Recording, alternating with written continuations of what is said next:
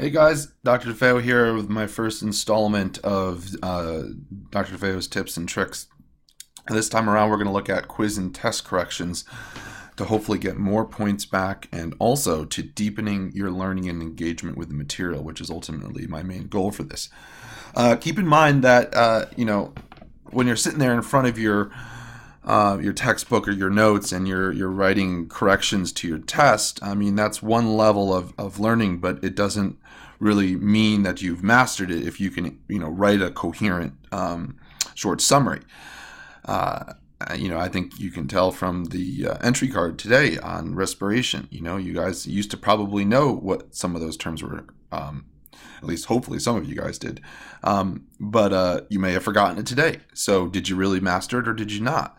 So as a teacher, as somebody who's trying to assess and make sure that that you're driving towards long-term learning and the ability to apply what you've learned, it requires that you basically have to convince me that you've mastered it if we do it this way. Okay, so it's an opportunity for you to improve.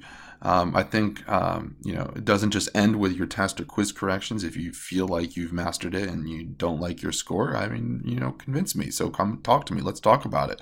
Let me quiz you on the spot. So please keep all that in mind. All right.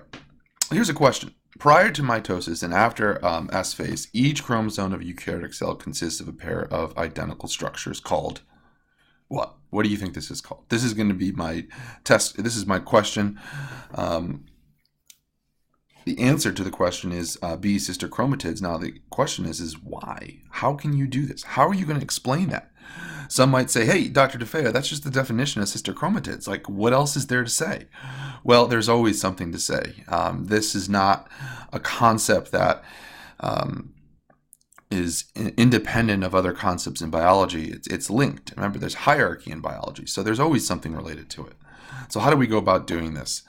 So, your English teachers will probably teach you the more sophisticated way to write an argument or an explanation for that matter. But this is something that I think, at least minimally for now, I'm looking for you guys to have these elements into it. And in fact, the first thing you need to recognize is that it all starts with a claim. This claim will answer the question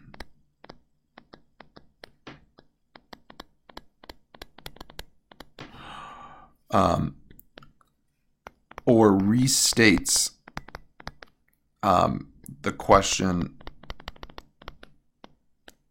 with the answer.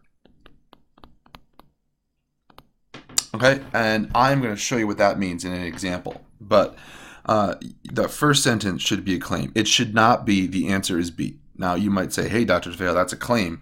Well, then I would say to you, you missed the point of the exercise. Okay, I want you guys to be better writers, better thinkers, and so it's going to require more than just a letter B. Okay, so after you've written your claim, the next thing you got to think about is what terms do I need to define? Remember, frame the question. What terms do I need to define? You might have to define a couple. Now, if you just write it like a list, it's not going to sound very good. If you're making a video and you just give me a bunch of definitions, that doesn't prove anything. What you need to do is connect them. Okay? How do they relate to each other? That's key. Okay? So connecting, so you define your terms, you connect them. Then you provide context. With this previous question, you might think about, okay, when is the sister chromatids around? What is it? What's happening? Where are we in the cell cycle? What are we talking about? Who's involved? What are the players? I mean, this is all sort of involved in the define phase of your answer, but it's also really important that you provide context for the reader. You don't just give an answer. You don't just define. The next thing you're going to want to do now that you've given context, you've defined, you've chosen your choice, you need to clarify. You need to support with examples.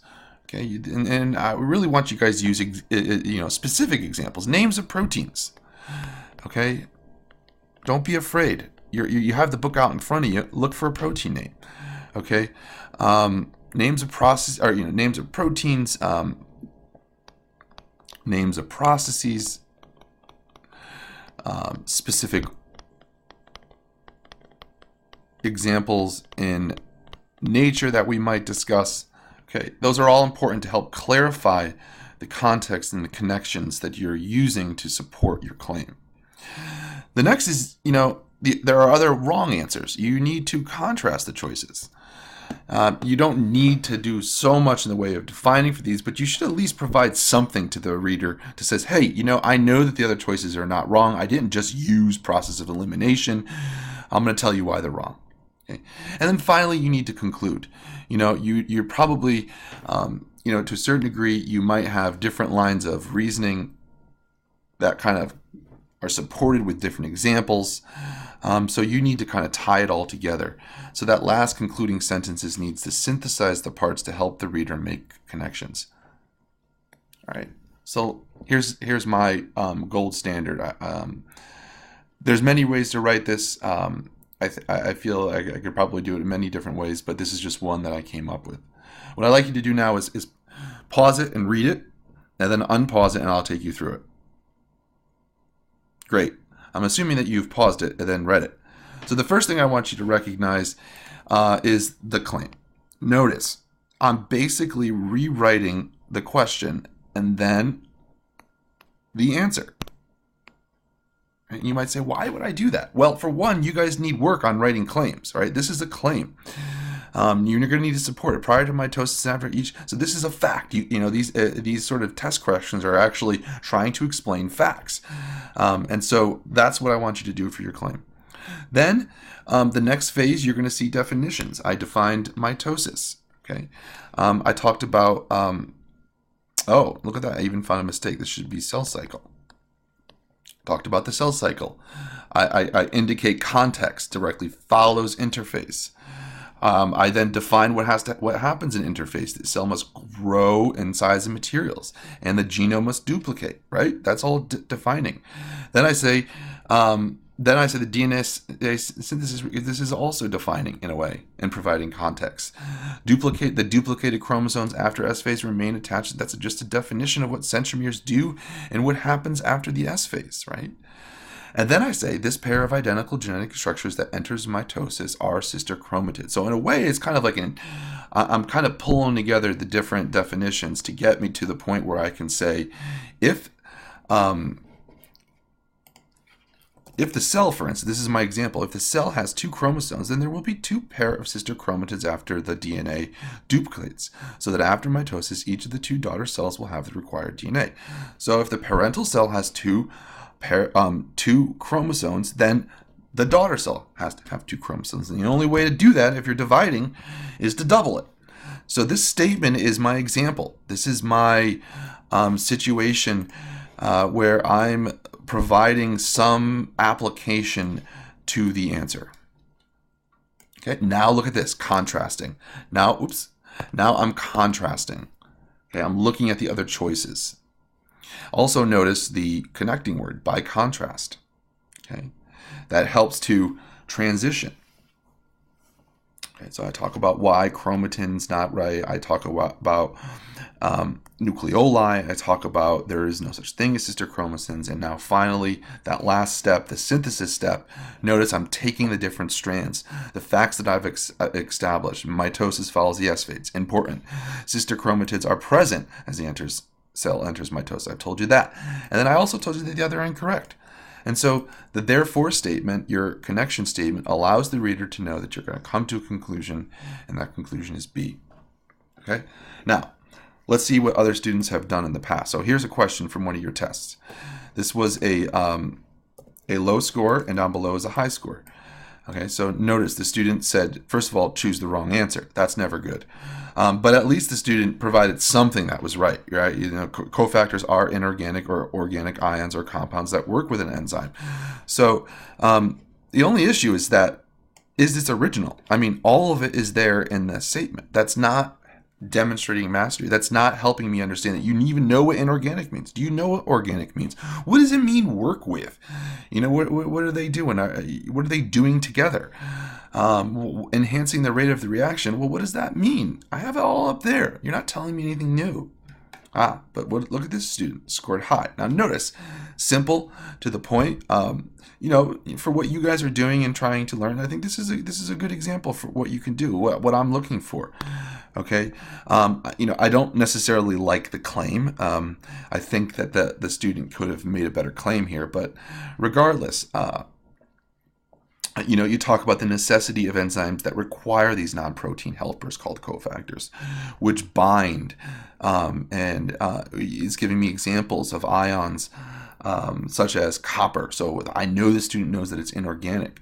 I also know the student knows what organic molecules are because they are in fact vitamins, and they function as coions. And also, they gave an example, folic acid. So I know the student did his homework. I know the student's taking time to find specific examples. I think the student could have done a little bit more defining early on, but when I had been grading, about 100 of these right before Christmas, I was like, hey, this is great. This is a student who is thinking about it, who I feel like afterwards won't make the same mistake again. Right. So, and then let's just look at another one. Another student not only gave an example, but they even cited a figure. That's what I like to see. Somebody going into the textbook, trying to make sense of how fish conserve precious salts. Right. It's explaining the process. So you get a chance to read both of them. Those are some student examples, much, I think, less complex than mine, but as I said, I'm cognizant of where you guys are explaining this. So, I'd like you to move in this direction. I think your teachers would like you to move there over time. So I thought I would show you that, break it down, analyze it, show you what your students are doing, what they're doing to get full credit. That's what I'm looking for.